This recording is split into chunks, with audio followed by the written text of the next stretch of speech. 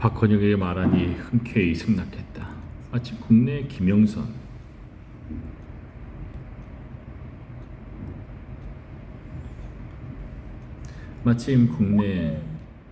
김영선에게 활동 자금과 기간지를 전달할 사람이 필요하던 참이었다. 김명씨에게 주어진 임무는 활동 자금 400원과 기관지 커뮤니스트 135를 전달하는 것이었다.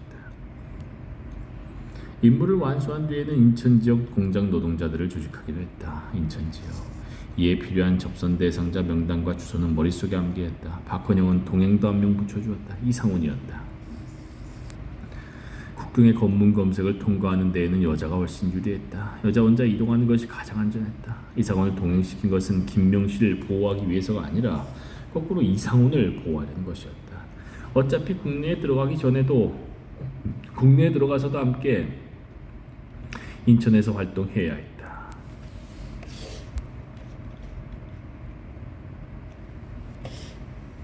이상호는 김명씨와 동갑이었다. 조선인 치고는 큰 체격에 목성도 좋고 힘도 좋았다. 상해 시절 온갖 일을 도맡아 뛰어다니면서 늘 웃는 얼굴로 재치있는 농담을 즐기는 유쾌한 청년이었다. 허술하기가 더 허술하기에 더 정이 들기도 했다. 김명씨가 만주에 가 있던 사이에 왔기 때문에 오래 함께 일할 기회는 없었지만 금방 친해져 조선에서도 함께 일하라는 명령을 받은 것이다.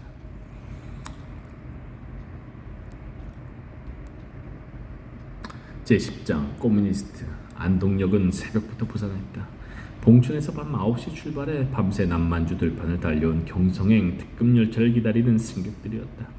양복에 중절모를 쓰고다 양장을 입은 이들도 있고 기모노 차림의 일본인들도 있었으나 승강장을 메운 승객의 다수는 흰옷의 조선인이었다. 직사각형의 누런 여행용 가죽 가방을 광목 뒤로 등에 둘러맨 남자도 있고 중국에서 산 상품들을 싸맨 커다란 보따리들 위에 걸터 앉아 기차를 기다리는 보따리 무역상들도 있었다. 김명씨가 상해로 온 직후 만주에 세워진 만주국은 청나라의 마지막 황제 부위를 왕으로 내세웠지만 모든 중대사를 일본이 결정하는 명백한 식민지였다. 만주국. 그럼에도 형식상으로는 독자적인 국가처럼 되어 있어서 만주국과 조선을 가르는 국경도시 안동에는 일본 세관원들이 우글거렸다. 정사국 경찰과 장총을 맨 헌병들, 완장을 찬 세관원들이 그물망처럼 배치되어 오가는 승객들을 매서운 눈으로 훑어보고 있었다. 이상훈이 담배를 피우며 혼잣말했다. 개나리가 지천에 널렸구나. 개나리는 일본 관원들을 야유하는 조선인들 사이의 은어로 개같은 날이라는 뜻이었다. 개나리. 그런데 일본의 식민지 지배가 20년을 넘으면서 조선어에 능숙한 일본인도 많았다. 김명씨가 팔꿈치로 옆구리를 찔러 경술함을 나무랐으나 그는 실실 웃기만 했다. 두 사람은 만주로 농사지으러 갔다가 중국군 등살에 못 이겨 조선으로 돌아가는 가난한 부부로 가장하고 있었다. 상해에서 안동까지 며칠 걸려 기선을 타고 오는 동안 옷은 검게 더럽혀질 때다. 옷가지며 식기구 몇 개밖에 들어있지 않은 보따리는 가난한 귀한민으로 보이기에 충분했다. 그러나 국경을 지키는 관원들은 옷차림만으로 판단하지 않았다. 젊은 남자는 무조건 의심했다. 수배자 사진이 붙은 두꺼운 수첩을 가지고 다니 왜 일일이 얼굴을 대조해보고 침을 샅샅이 뒤졌다. 경성에 들어가기까지 행정구역마다 담당 경찰서 형사들이 기차에 올라타 수성적은 젊은이들을 몇 번이고 신문했다. 조금이라도 의심스러운 구석이 발견되면 곧바로 끌고 내려가 혹독한 고문과 구타를 가했다. 김명씨는 평생 만져보지 못한 거금 400원과 콜트 권총을 치마 속 비밀 주머니에 감추고 있었다. 안동 현에 배치되어 있던 국내 파견 실무 책임자인 이봉춘에게서 수령한 것이었다. 돈이나 총보다 더 위험한 것은 기관지 커뮤니스트였다. 너무도 눈에 띄는 공산주의자 대신 러시아어 발음으로 제목을 달아놓긴 했지만 고등계 경찰이라면 단번에 알아볼 수 있을 것이었다. 치마 안감 속에 넣고 이중으로 꿰맸어도 경찰서에 끌려가면 신체 검사에서 바로 발각될 것이었다. 새벽을 뚫고 달려온 증기관차가 수증기를 뿜어내며 승강장으로 미끄러져 들어왔다. 승객보다 관원들이 먼저였다. 그들이 길게 눈 애벌레들을 뜯어먹으려 달라붙는 개미떼처럼 칸칸이 올라타 수색과 검문을 시작했다. 정차 시간은 20분이었다. 짧은 시간 안에 검문 검색을 해야 하는 터라 바빴다. 세관과 형사들이 일본인은 아예 건드리지도 않았고 1등 칸에 조선인들에게는 모자까지 벗어들고 공손하게 조선어로 양해를 구했다. 대단히 수고로우시겠지만 가지신 물건을 잠시 보여주십시오. 폭신한 의자에서 긴 잠을 자던 조선인 부자들이 귀찮은 표정으로 가방을 건네면 세관들은 뚜껑을 열어보는 신용만 하고 지나치기 마련이었다. 그러나 3등 칸에 들어서면 태도가 돌변했다. 나이에 상관없이 위압적인 반말로 명령을 해댔다. 그럴 때면 일본 관원들의 어눌한 조선어가 더욱 귀에 거슬렸다. 영감, 선반의 짐을 꺼내 바닥에 내려놔라. 피좁고 딱딱한 나무 의자에서 졸음에 시달리던 가난한 승객들이 옷보따리며 행상복다리를 풀어놓으면 세관들은 죽은 사람 물건 다루듯이 발로 툭툭 차보고는 쏟아보게 했다. 뒤를 따르던 형사들이 살펴보다가 뭐라고 의심하는 말만 하면 당사자는 열차 밖으로 끌려가 승강장 바닥에 손가방까지 다 풀어놓고 검사를 받아야 했다. 두 사람이 탄 3등 칸에서는 한 중년 남자의 옷보따리에서 20갑은 될 담배가 쏟아져 나왔다. 세관은 대뜸 반말이었다. 담배를 왜 이리 많이 사가나? 중국 담배가 맛이 좋아서 사가는 거지요. 친척들에게도 나눠주고. 실실 웃으며 대답하던 중년에게 세관은 철썩 소리가 나도록 뺨을 갈겼다. 엉거주춤 일어서 있던 중년은 의자에 털썩 주저앉았다. 매국노 같으니라고 밀수가 불법인 것도 모르나? 압수다. 중년은 한마디 항의도 못한 채 뻘겋게 부어오른 뺨을 문대며 멍청이 앉아있었다. 세관은 담배를 전부 빼앗아가 버렸고 뒤따르던 형사는 그나마 체포되지 않은 것을 다행으로 알라며 엄풀로 왔다. 세관의 눈은 매서웠다. 머리에 흰 수건을 두른 어떤 여자는 중국산 폐물을 허리춤에 몰래 감추고 있다가 들통나버렸다. 겁을 먹고 긴장한 몰골 표정을 보고 알아챈 것이었다. 여자는 부들부들 떨리는 손을 빌며 애원했다. 나으리, 참말로 잘못했습니다. 큰딸 시집갈 때 주려고 무리해서 산 건데 돈으로는 얼마 안 되는 겁니다. 제발 봐주십시오. 일본인 세관은 야면을 찼다. 누굴 속이려고 해. 너희 같은 양심 없는 탈세자들 때문에 조선인이 욕먹는 거다. 다른 짐도 검사해야 하니 다 들고 내려라. 아이고 나리, 제발 살려주소. 가련한 여자의 호소를 도와줄 이는 아무도 없었다. 여자는 한참이나 동정을 호소하며 버텨보았으나 결국은 보따리까지 모두 들고 끌려 내려갔다. 덕분에 뒤에 앉은 김명씨와 이상호는 검문을 당하지 않았다. 다시 출발한 기차는 이내 압록강 철교에 올랐다. 홍남표와 함께 만주에 갈 때 보았던 압록강 하구에 초교일이 오고 있었다. 바다는 서쪽으로 더 가야 하지만 육지로 둘러싸인 깊고 넓은 강의 품이 고향 마산 앞바다처럼 느껴졌다. 7년 만에 돌아가는 조국이었다. 몇 분 안 되어 도착한 신의주역에서는 안동현보다 2배 되는 승객들이 오르내렸다. 3등 객차 안은 거센 평안도 사투리에다가 쿨리라 불리는 중국인 노동자들의 목소리로 귀가 먹먹해졌다.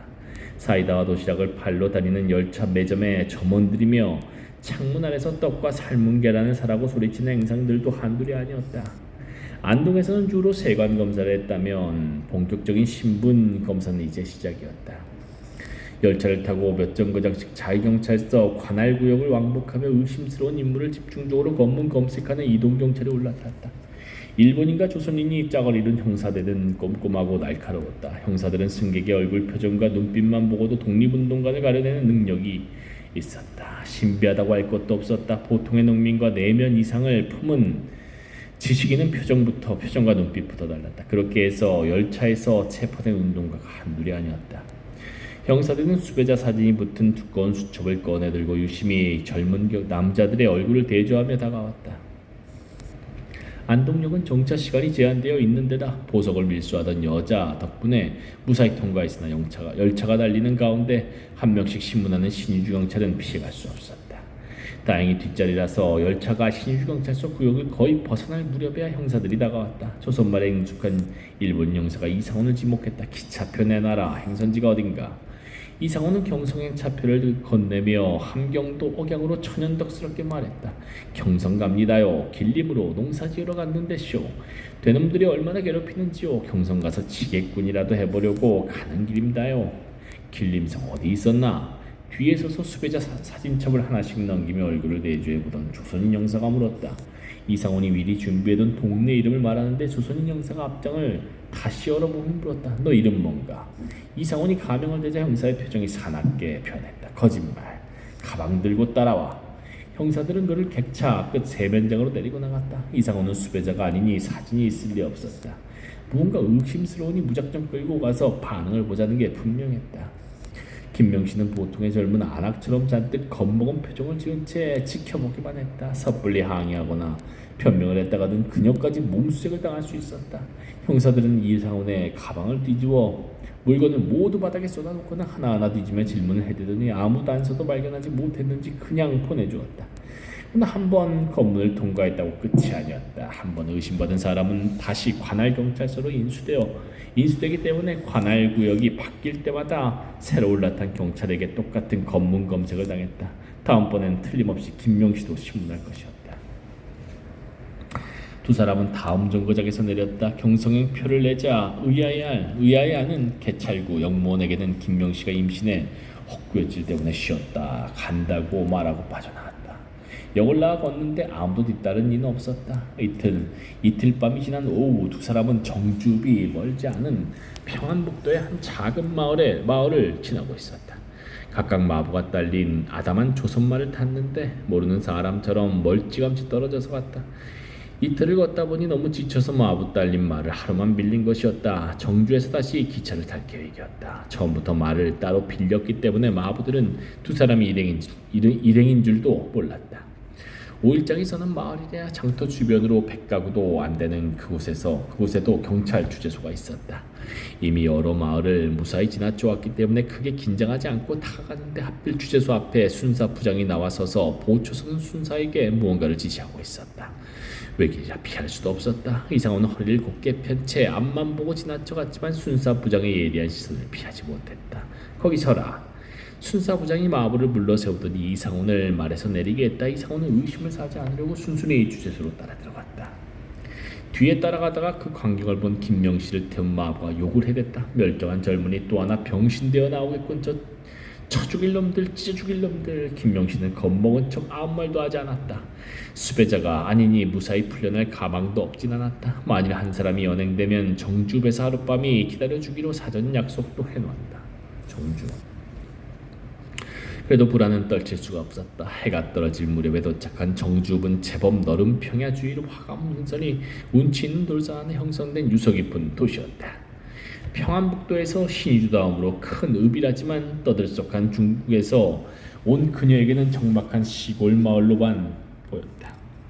경찰이 마부에게 자신의 행선지를 물을지도 몰라 시내 입구에서 돌려보내는 혼자 요관을 찾았다. 새로 지은 요관들은 대개 마당 가운데 작은 화단과 우물을 두고 사방으로 미닫이방을 나란히 붙여놓은 단층집이었다. 집은 검정기와 아니면 일본식으로 까만 양철을 덮었는데 큰 여관은 방이 20개가 넘었다. 돈이 있는 사람은 독방을 썼지만 보통 사람은 모르는 이들과 100명씩 합숙했다. 식사 시간이 되면 방별로 사람 숫자만큼 따로 작은 밥상을 드렸다. 반찬과 밥을 모두 노쇠 그릇에 따로 담아오니 끼니 때마다 무거운 밥상을 나르는 일도 수백 개의 노쇠 그릇을 설거지하는 일도 보통이 아니었다.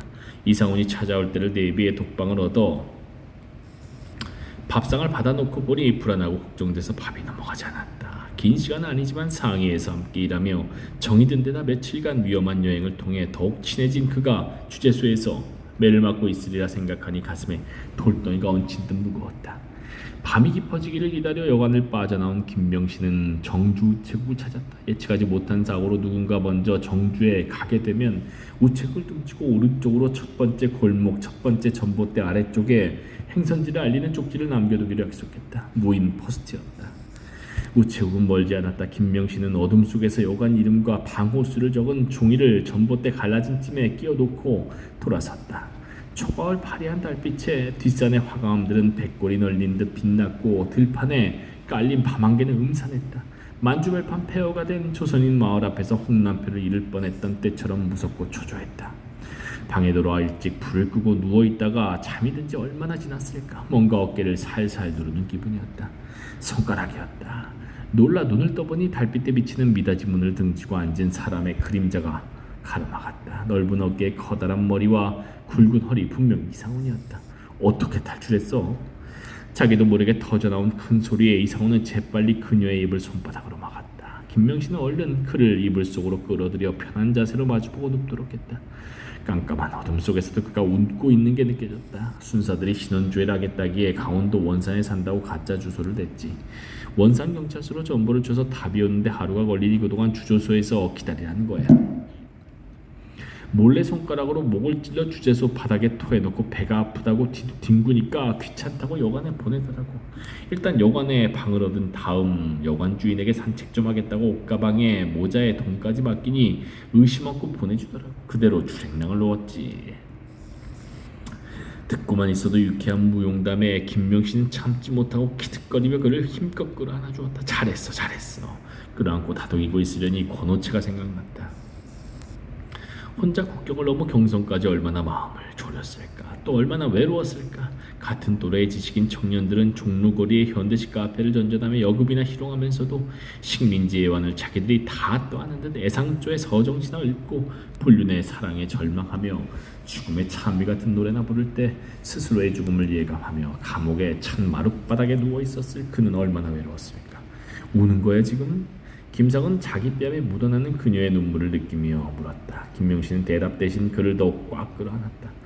권어채가 살아 돌아온 듯 힘껏 껴안았다. 이상호는 잠시 가만히 안겨있더니 그녀의 고개를 들어 올려 눈물 젖은 눈에 입술을 갖다 댔다. 김명신은 망설임도 떨림도 없이 그를 받아들였다. 이상호는 그렇게 또 다른 권어채가 되었다.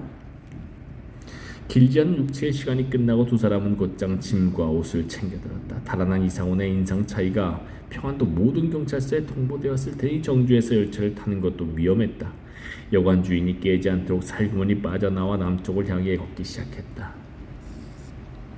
시가지를 한참이나 벗어나 너른 들판을 지날 무렵 날이 밝기 시작했다. 전날 밤만 해도 백골이 널린 듯 음산해 보이던 화감한 능선이 경선의 북한산처럼 아름다워 보였다.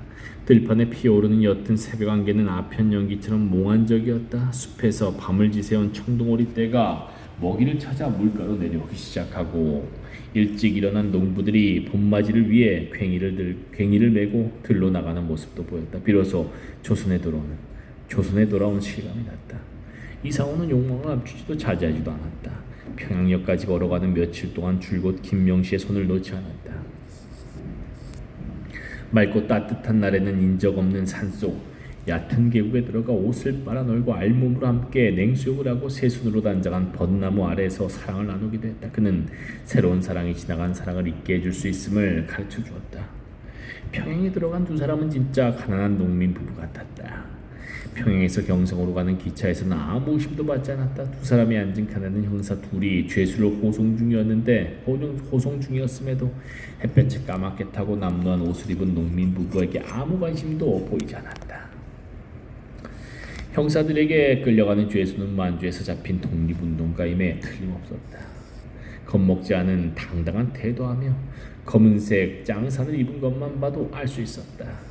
형사들은 유람이라도 나온 듯 사이다에 삶은 계란을 까먹으며 여유를 부렸는데 청년에게도 계란을 거댔지만 청년은 획 고개를 돌려 거부했다. 사상운동만 한 사람은 조봉암, 박헌영 같은 최고 지도자라도 7년 이하의 형을 선고받지만 만주에서 무장투쟁을 하다 잡힌 이들은 사형에 처해지는 경우가 많았다. 어쩌면 그 청년은 1년쯤 뒤에는 목재로 새로 지었다는 서대문 형무소 사형장 교수대 앞에 서 있게 될 것이었다. 그러나 두 사람은 그를 구할 수 없었다. 기억에 남겨두기 위해 깐깐이 깡마르고 침울한 얼굴을 훔쳐보았을 뿐 눈도 마주치지 않았다. 형사들은 두 사람에게 아무 관심도 두지 않았다. 덕분에 두 사람은 모처럼 눈을 붙일 수 있었다.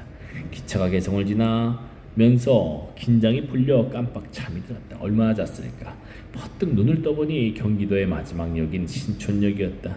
아연리 고개만 나오면 경성이었다. 꼬박 7년 만에 돌아온 조선의 수도였다. 10일 공장 뉴스. 두 달 뒤 김명신은 인천 제물포의 한 성냥공장 담장을 따라 걷고 있었다. 조선반도에서 제일 큰 성냥공장이었다. 4개동의 붉은 벽돌 건물에서 온종일 성냥개비를 생산하고 있었다. 유황냄새며 염산과 송진이 섞인 역한 화학약품 냄새가 담장을 넘어와 코를 맵게 했다. 나무를 잘게 부수는 톱날 소리도 유난했다. 맞은편으로는 한때 여학생들이 줄지어 걸어오고 있었다. 해군 병사처럼 흰 칼날을 단 검정 상의에 종아리가 살짝 드러난 주름치마를 입은 여학생들은 참새 때처럼 시끄러웠다. 성냥공장으로 수학여행을 온 경성의 여고보 학생들이었다.